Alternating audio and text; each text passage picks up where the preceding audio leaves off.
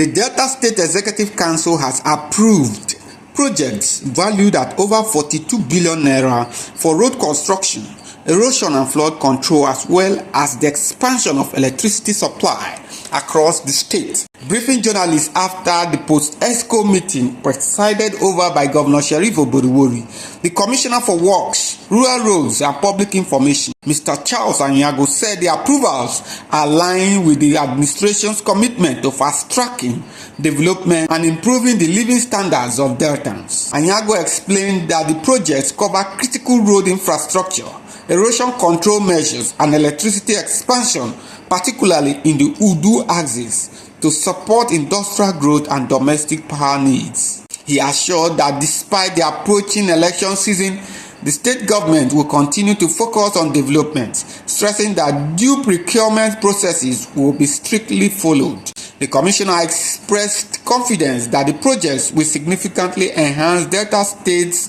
development, appreciating residents and stakeholders for their continued support.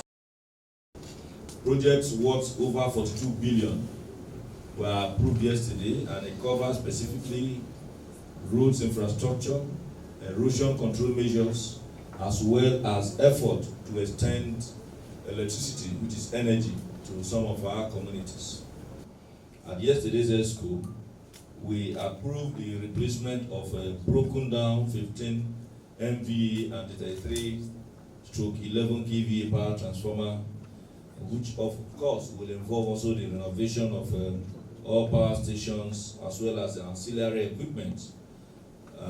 The 300, in addition to provision of 4 300 kVA transformers to take care of the DSC Township, Uruonu, all in Udu local government. The Exco approved the reconstruction of the phase 2 of the old Lagos Asaba Road, which then the aspect that we are now taking on cuts across Anyota North and Anyota South, starting from Obio up to St. Anthony's and progressing into Ubuluku. That road was awarded before in the last administration, but the work could not progress on account of challenges of initially weather, and then later a change in cost estimates made it impossible for the contractor to mobilize to site. And because of certain other issues, we have to repudiate that particular contract. And yesterday, the Exco approved the construction of that corridor. The Exco approved the construction of a particular road from, it's actually a road that starts from Utogbeje in the Car Northeast and progress through Egweno to with a spot to Anenwanchoko. It's a very long route. That road was approved yesterday, and it's going to cost the state government over 11 billion to construct that particular road in the Car Northeast. So there were a number of other approvals. We have had cause to complete a number of the jobs crossing across the Opanam axis, particularly the bypass. But there was an RETC yesterday that was approved by Exco. RETC means revised estimated total cost.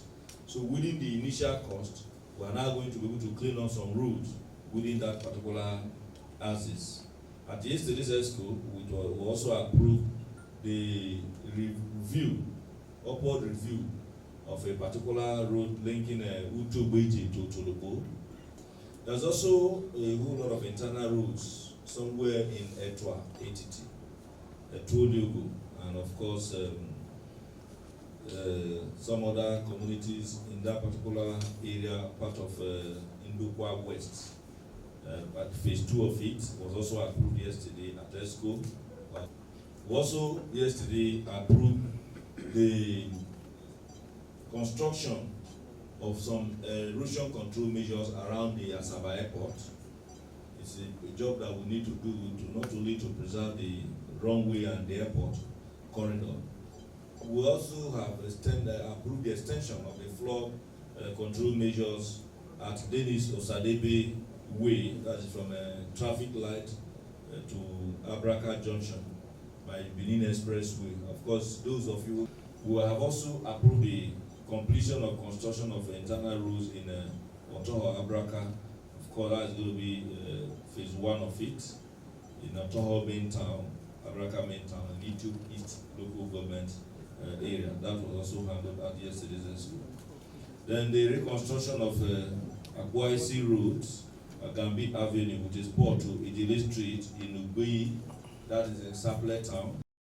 ADBN Delta State correspondent Charles Kosipi reports that recently signed Delta's 1.729 trillion naira 2026 budget. The Commissioner for Economic Planning, Mr. Sonny Ikadenye, provided further insights into its parameters and implications for the state. Breakdown is likely the same 70-30 in favor of capital.